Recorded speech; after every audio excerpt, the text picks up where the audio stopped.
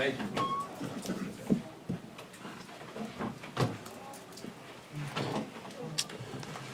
All right. I'll just start with Demar.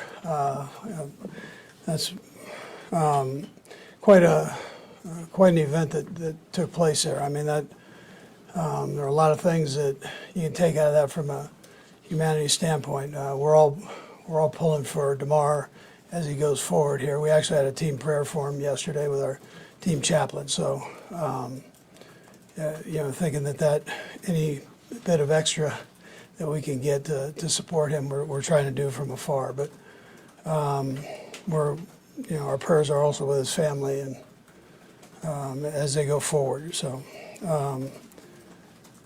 with that, I could talk about our injuries here. Harrison Bucker hurt his back. His back spasmed up today, so he didn't practice. It's getting better as we go here, but he did have some back spasms, and we just pulled off him. And then guys that were limited, McCole went out and did some good work today, and we're just going to see how he feels tomorrow. It's day by day. He's trying his heart out to get back in here, man. And L'Jarius Sneed with the hip pointer, Sky Moore with the hand, came out and did just a few things. That hand's still swollen though. I mean, he's not and sore. He split. I think. Have I talked to you since? He split his hand. His hand split open there. Okay. So, and had sutures put in.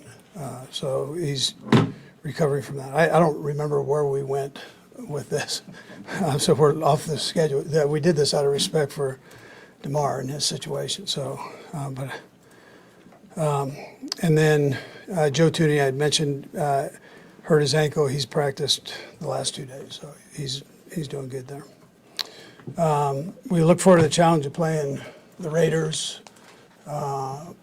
We just got done doing our 2-minute work study, and one of the things you notice real quick is they're in every game. Not that you didn't know that, but they're in every game right to the end. There were plenty of 2-minute plays at the end of games. So they've got a good football team. Their young quarterback sure did a nice job the other day, and they're well coached. So again, we look forward to that challenge. Though it's Raiders and it's Chiefs, and doesn't get any better than that. So we're looking forward to going out there and playing them. Anyways, with that, time's yours.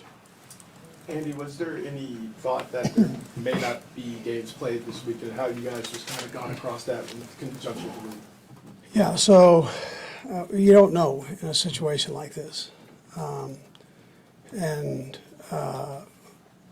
So we just listened and kind of played it by ear with what the league has told us. And so we go forward, and we've practiced and we're doing our thing. So, but in this case, you're listening to whatever the league office gives you, and we trust their decision making. I mean, I thought they did a great job the other night, and that's not an easy thing, is it? I mean, that's a tough situation, and they took it in their hand to cancel or postpone a game. That's it's a bold move for a great reason. So. Understandably, watching live at the time, I know you were going to be in and out of doing things, but Yeah, no, I saw it. catch on. Yeah, no, I saw it. Yeah, it was terrible. So I felt just like everybody else did. It's terrible. So I'm just, I'm glad he's making progress from what I've gathered, like you have. I mean, we're all listening. So sounds like he's making progress, and that's the most important thing, right? So.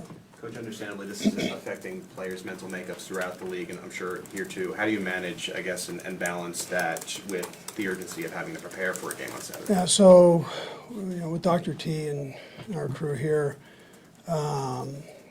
we've we addressed the issue right away. I mean, this is real, and So we didn't tiptoe around it. I mean, we addressed it with the team and talked to them, and they know they have counsel there if they need it. The league's got counsel for them if they need it. You know, that's how we went about it. Andy, just to clarify, when you say address, do you mean beyond just caring for Demar as far as these guys potentially maybe seeing themselves in his shoes at all or anything? Well, yeah, I mean, they saw it like we did. So just to know that there's help for them if they need to talk to somebody, that we're available. You know, whether it's religiously, psychologically, we have all the tools, plus the league has tools to help you through that. Yeah. And coaches, I mean, we're here the same way. So if a player were to need help or the coach needs help, it's there for them too. You've known Sean for a long time, McDermott coached with him and everything. Have you had a chance to reach out to him? Can you imagine what he's going through with these guys? I texted him, both he and Leslie, and but I've stayed away from that. I mean, they've got enough on their plate that they're dealing with, you know. And I know how they're wired. They're great people, and you know, I can imagine where their mind's at now. This is really unprecedented, right? We haven't seen a situation like this. This has been such a next man up mentality in football. This is different than that. There's no roadmap to how to deal with this with players, is there really? No, I mean, we've had people paralyzed, unfortunately, and guys have worked through that. I think everybody's kind of waiting for more information on this situation, and but what they saw was obviously, you know, devastating. I mean, that was a tough deal. I would say, I mean, it's so, you guys were watching it, so you know, it's that just kick in the gut feeling. Andy, with Harrison Butker, do you feel like you need to bring another kicker in, or do you? Yeah, there's a chance. Well, there's a chance we do. He's doing okay, but just from a security standpoint, there's a chance we do that. We haven't quite got that far, but you know, there's a chance you might have to do that. And that's nothing with. I mean, you know, Harrison. We have full trust in Harrison, so I don't want to start that kind of stuff. And McCole Hardman, I believe today is the day you have to either activate him or not activate him. You're going to put him up on the active roster? Yeah, so Brett's going to go through that and make sure they've got everything covered there. We'll just see how that goes from here. I didn't talk to him here before I came in about that, so. A couple more, guys. And is there anything that the team is going to do for Demar? I know some teams have donated to his charity event. I don't know if there's anything that the team has decided to do. Yeah. In a similar fashion or otherwise. Yeah, we'll just see how that goes. We haven't done anything yet, no. Coach, what's it say about how this league is a family, the way everyone's responding and reacting and supporting Demar in the building? Yeah, I think it's phenomenal. I mean, that's a great part about us as humans. We come to the rescue, which is, we probably need more of that. And in a lot of different situations, but that one for sure was, you know, what kind of unity, love, you know, it's great. Coach, how do you go into this final game? If nothing had happened last week, you'd be going into the season finale knowing the #1 seed, knowing if you were playing starters, knowing whatever. So in light of what's going on, what the toll it's taken on each player, plus not knowing how all the cards are going to fall out according to the seeding, what is the approach mentally you take in this game? Yeah, so we know whatever scenario, we've got to go play to try to win the football game, and that's what we have to do. I mean, it wouldn't have mattered before; we would have still had to do that. So that's what we're gonna do, and the players have worked through practice and done a nice job with it up to this point. So We'll go two more. We'll go Nate and then Sam.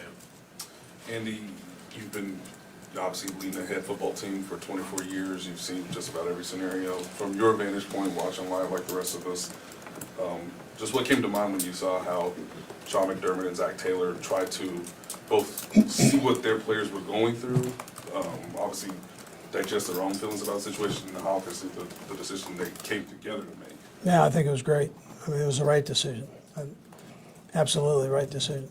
The game didn't need to go on after that, so.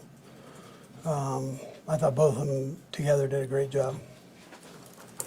Great leadership there. And with the league, so, and with the league. Last one, Sam.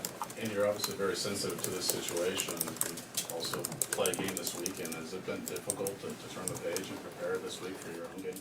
Well, you know, what we've done is we've tried to put our focus in on taking care, when we're doing the football part, taking care of the football part. And, you know, that's where we've been at. So I think it was difficult that night in the morning, but,